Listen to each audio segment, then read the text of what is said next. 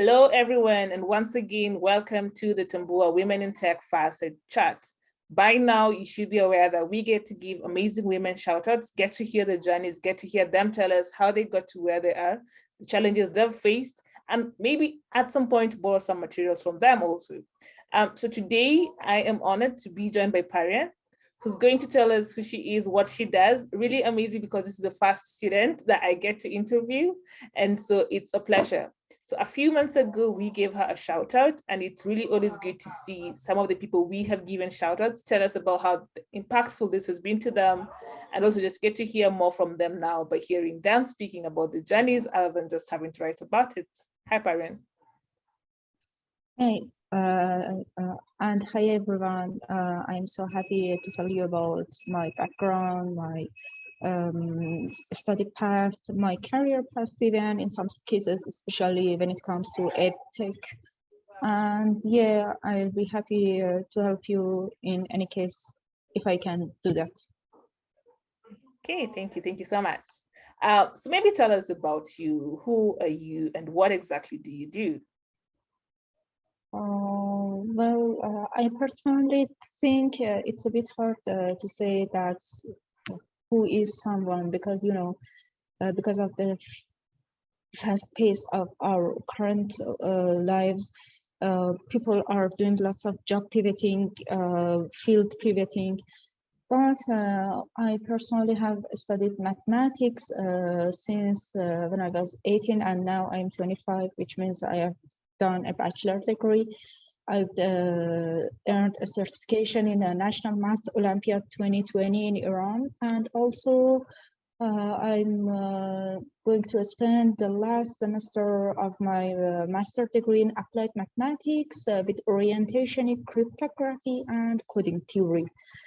And if you want to know about my working, so I'm focusing on business administration, mostly in EdTech. Oh, okay, interesting. I've had a lot of mathematics there, applied mathematics. I'm looking back to when maybe I was at high school or back in campus, I pursued computer science. And how challenging some of these mathematical questions were. So I'm just looking ahead, understanding linear algebra was hard. But here you have decided to pursue a career in mathematics. You were an Olympian at some point, as you say. Would you maybe tell us more about why math? Is it just passion driven, and what has been so exciting about your learning journey so far? Passion for the first reason, but I personally, when I was thinking about choosing a major, because in Iran it's not easy to change major after entering university. It's a bit tough because some rules limit you in order to change your field of study. But when I was 18, I was thinking which major I'm going to study. There are not lots of major actually in Iran's universities majors, but I chose mathematics at that moment because, first of all, my passion, and the second one, I recognize that if I study mathematics, I can dive into multiple majors in the future. Just as an example, if I know enough mathematics, I can take some electrical engineering courses in order to do some works in that field. If I study mathematics, I can be a great strategist, and I'm currently doing some business strategy activities right now. If I study mathematics, I can use it in order to develop some researches in chemistry, and I can help chemistry develop in some cases. I recognize that because of the nature of the mathematics, the nature of being fundamental and being useful in multiple fields, it gives me a kind of flexibility and a kind of freedom in order to move into multiple majors. Because I can remember when I was something like 15 or 16 years old, I had lots of dreams of, experiencing multiple job positions rather than just starting from a job position and finishing the whole of 30 or 40 years of work with that single one. I personally love to experience multiple positions multiple fields, and I thought mathematics can be one of the keys, one of the paths in order to reach my interest. Wow, interesting. I've never looked at mathematics as the way you explain it. So just hearing you talk about how it gives you the vast pool of options for you to pick from. Maybe you want to venture into the business side of things, maybe the technology side of things. Looking at calculations like that, mathematics in broad, I have never really thought it's possible. But then again, I'm going to use like a personal point of reference. Growing up, you're told as a woman or as a girl, lean more towards humanities or lean more towards what they say, in quotes, are the easier subjects. Maybe focus on languages, maybe try not business, maybe agriculture and things like that. So would you maybe talk to us about some of the challenges that you have faced over time as a woman in this mathematical field or in the STEM space? Challenges, well, lots of that actually. As I also posted about it about 2 days ago on my LinkedIn, people's well-being and psychological situation who study mathematics, I mean, in Iran has some, tough situation, because you may see that in bachelor degree or during the master degree, lots of students are suffering from mental issues when they're studying in mathematical schools. And unfortunately, in some cases, they do some suicide activities, unfortunately. I guess taking care of mental health is one of the challenges for sure, without any doubt. And the second one was the initial challenge. When I wanted to select this major in order to continue my study on the university, my parents, especially my father, he wasn't completely okay with my choice, because, as you know, mathematics has lots of issues in order to entering job markets as a mathematician. Mathematicians, if they want to work directly and exactly as a mathematician in countries, the job positions are kind of limited. They mostly can become, teachers, mentors, or something like that. But when it comes to like engineering, electrical engineering, civil engineering, chemical engineering, all types of engineering, there are lots of more job opportunities. And they thought that if I choose mathematics, I'm gonna be limited. But my mindset was exactly vice versa. I was thinking for a diverse level of works instead of selecting one field. They thought that I'm gonna be a mathematician and that will be all. I'm gonna be jobless, I'm gonna be depressed, lots of issues. Parents are worried about their children. But I was thinking about kind of, I can call it a floating major. It helped me to enter multiple positions rather than staying in a single one. Because if I selected like one of the engineering fields, doesn't matter any of them, it was kind of difficult to switch into other fields rather than becoming a mathematician, at least on my point. This was the second actually challenge which I experienced. Also number 3, I can point out to resources and educations in some cases, because as I mentioned previously, before the meeting actually, I became the first female who could become a national math Olympiad winner from first ranked university in Iran, which is University of Tehran, which means at least during the recent 15 years, women couldn't reach out to this position, to this success.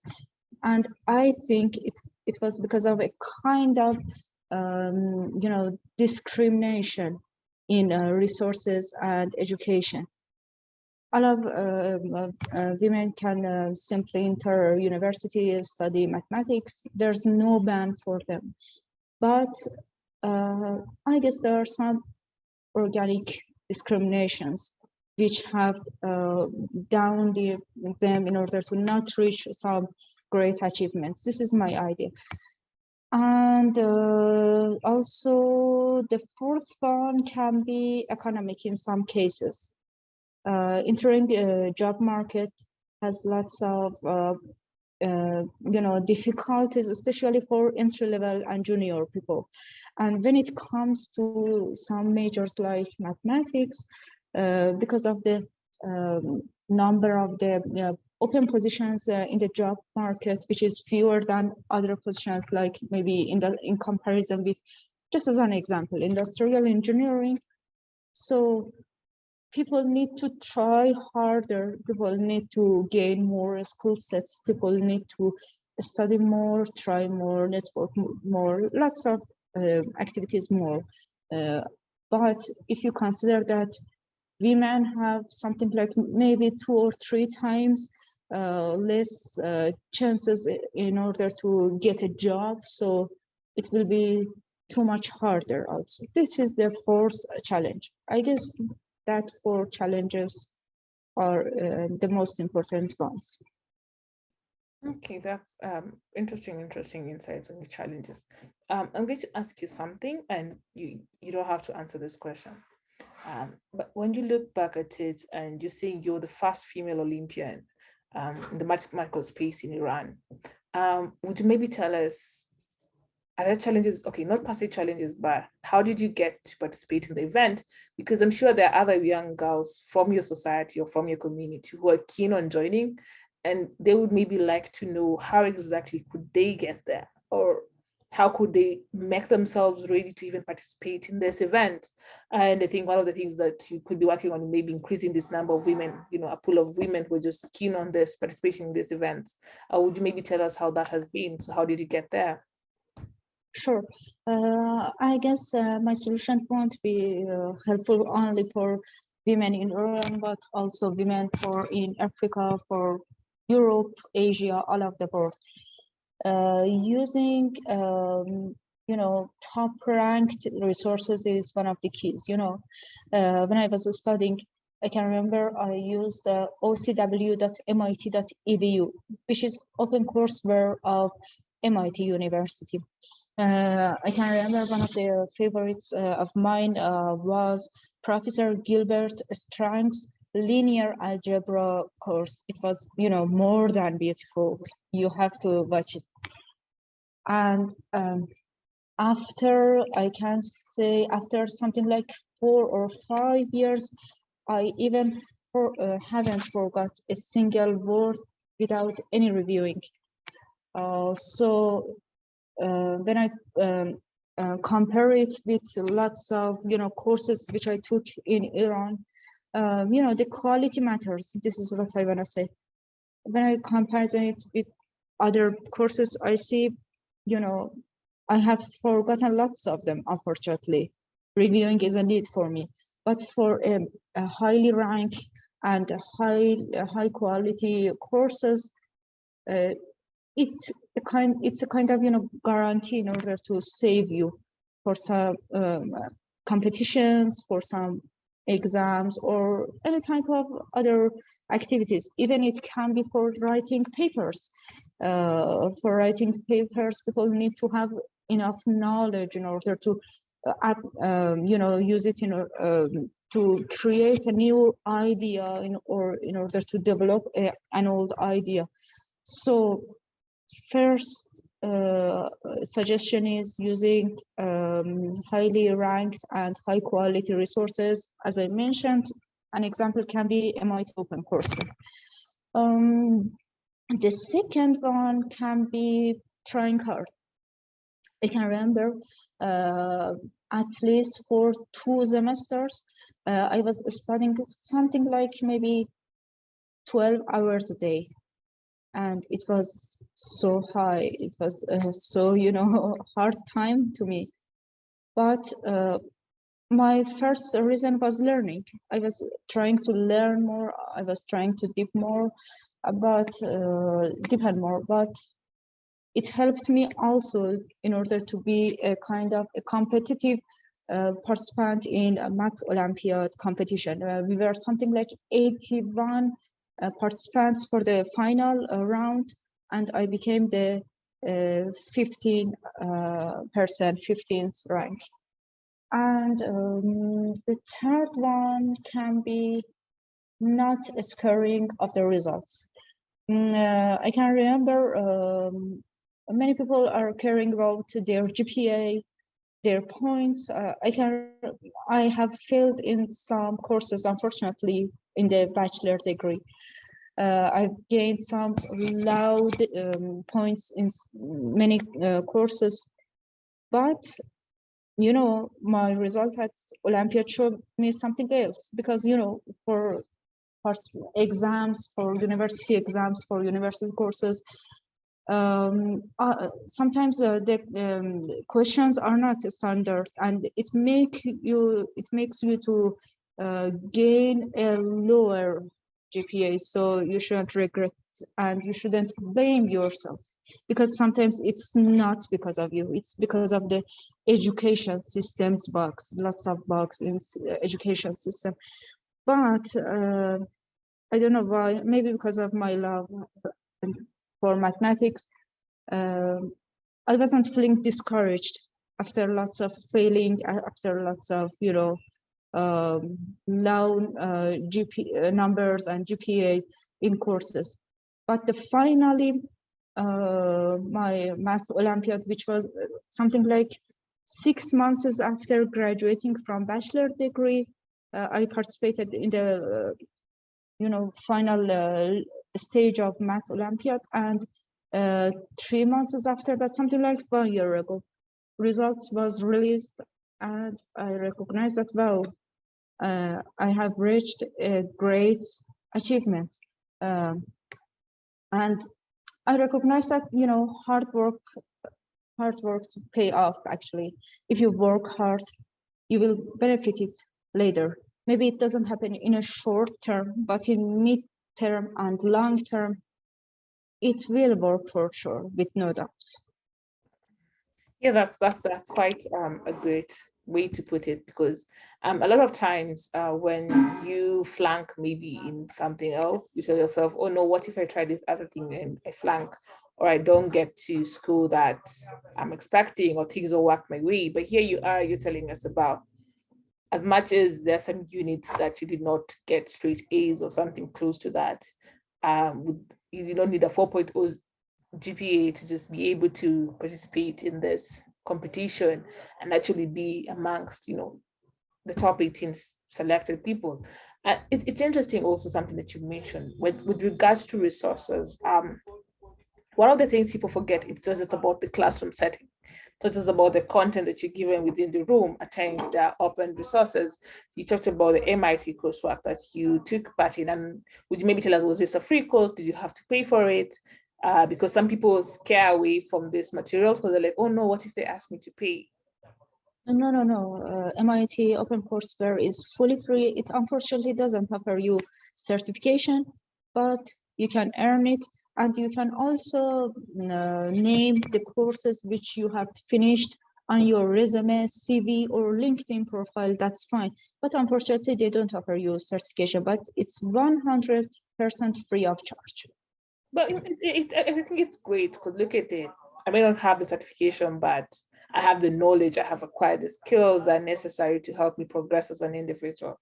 I'm going to go back to now the fact that over time you have accumulated some skills. You have maybe done some projects. Would you talk to us about some of the projects that you've done that stand out? And yeah. Projects. Well, the projects wasn't focused in many cases. I mean, in order to do some student projects, I was participated in some engineering mathematical projects, which was something like, you know, and a civil engineering and an aerospace engineering, or an electrical engineering topic, which was focusing on solving some mathematical questions, you know, something like that. I did some of them and I earned a bit spent for them, actually, mostly like freelance work. But if I want to point out to one of them, which I feel kind of proud of, that I can point out to what I did something like 4 months ago. You know, I had a kind of free time in order to think what I actually love in mathematics. This is what I asked myself. And I thought that since I've been working in edtech during at least the last 3 or 4 years, and at the other hand, I've been studying mathematics for over 6 years, I always wondered how we can help the students and measure the metrics of success of them. And finally, I came up with some ideas and some, I can say, initial ideas, not a developed one, in mathematical student success. And which is like the first article I've been working on since the 4 months ago. I'm currently working on that right now. Is about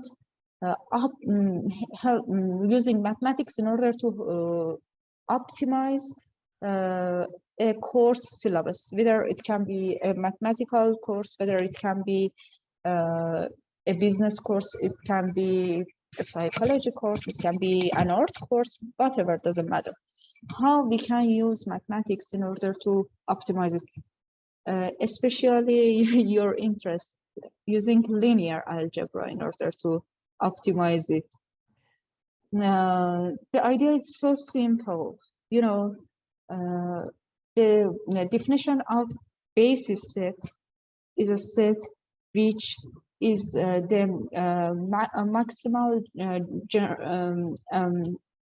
wait a bit, sorry, I don't want to make mistake. Minimal independence and maximal generator. This is the point where basis set is called, and the size is unique. So I was curious how we can design a syllabus for each course in order to cover as much topic as we can and as it's needed, and to avoid having some repeated topics in order to not make students feel bored and, you know, feel you know, kind of annoyed by learning the course and spending the course. Because, you know, if you don't cover enough topics, the student won't become a kind of capable person in that course. And if you you know, add some repeated topic, I don't mean exactly repeated, I don't mean topics which is not needed exactly. You can use other topics as fundamental one in order to reach out to that concepts. So this is what I've been working on that, and the first idea came to my mind when I was spending the course of linear algebra from ocw.mit.edu. The course is exactly one of the best examples of that in optimizing the course. At the same time, it doesn't cover lots of linear algebraic theorems, and at the same time, you will be capable in order to solve a variety level of questions in linear algebra and have a great insight of analyzing. I like that. I like that because I'm looking at it. When you try to learn, one of the struggles is books end up having too much information. Or so I say, and then you ask yourself, which one is relevant to me now? Which one am I going to consume? So it becomes a challenge trying to figure out what you're going to do. But here you are working on something that provides for you what you're looking for. So it's optimized to the best. I was going to use the big notation as an example. If I'm trying to learn that and have a place whereby I could go and learn what I need to learn. But if you look back, there are people who want to be like you, the people who want to be mathematicians. So how exactly would you say they could get started? So are there like mentors in this space? You in particular, do you mentor anybody in this particular space? Are there like support communities, for mathematicians, whether it's women or men, just anybody who's keen on this space? You mean someone like an 18 years old female or maybe male, you mean? Yes. At a starting point. Well, I think it may depends on the situation, especially on the geography. I mean, in a country like Iran, attending a university can be one of the best solutions. But another example can be Germany. In Germany, you can also get some Ausbildung, which is a kind of a vocational training and working programs, and it also can help you. But I personally, if I had a child and that my child, whether a girl or boy, that person wanted to follow my steps, I would recommend it to use high qualified, courses and resources, because I recognize that when I was at third or fourth semester of my studying in bachelor degree, I recognize that lots of university classes are a kind of time wasting, and not only time wasting, kind of destroying your mental health, kind of destroying your even body health and well-being, and then kind of, damaging your motivation. I recognize that you have to know the value of your time, the value of your passion, the value of your talent. All of them are so important. So you shouldn't feed your brain with, sorry to say that, the kind of junk topics, the kind of junk courses, the kind of low quality courses. You need to feed it with high quality courses, the best ever courses you can find. Maybe someone search and find a course, and after 1 year of searching, that person finds another one. It doesn't matter. They shouldn't feel blamed or feel regret of what did previously. But at any time, it's a great idea to select the best one and not scaring of choosing that, not feeling ashamed of doing that. In some cases, people say you have to follow your professor, you have to attend all classes, you have to follow your professor and to say what they say. But the best suggestion is to do what is the best one at that moment. So this is the general suggestion I can say. I want to make sure that it works for as much people as it's possible. It depends on different cases, but having self-study and also having a network, it can be whether professors, it can be friends, friends can be in-person meetings or even virtual meetings. You don't need to have friends who are mathematicians in your country. It can be from another country. Pandemic learned us that we can connect virtually, we can learn virtually, and we can, have a kind of dual mentoring, which means teaching each other in order to increase our knowledge. And these are what I can say works for almost everyone. So it means the formal way depends on the geography, and the informal way, which works more actually, will be following open courses, studying open resources, or even studying helpful books, and being in a great network of friends, mathematician friends, and professors, if it's possible. Interesting. So I'm going to go back to something you mentioned. You said at some point you were doing more than 12 hours of studying per day, and you just also about mental health. I know we are almost out of time, but would you tell us how you end up finding the balance so that you don't get to that point, a breaking point? So how do you find a balance to ensure your mental health is, safe? That's a great question. It again comes back to optimality. It means that you don't need to, attend 100% of sessions, and you don't need to follow exactly your professor's steps. You can have a general idea. You can, study on your own pace, because lots of students find it so hard in order to cope with their professor's pace. They have their own pace and they wanna go it by themselves.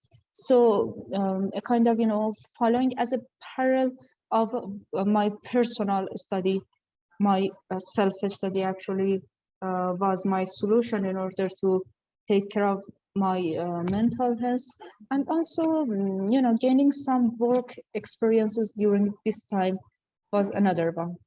My first job position was in mathematical exercise book editing, and it helped me. I was 19, and when the book published, I received 1 or 2 hard copies of the book, and my name was in the book. And I felt, wow, I was 19. It was a kind of surprise to me. I was thinking that I've done a great thing.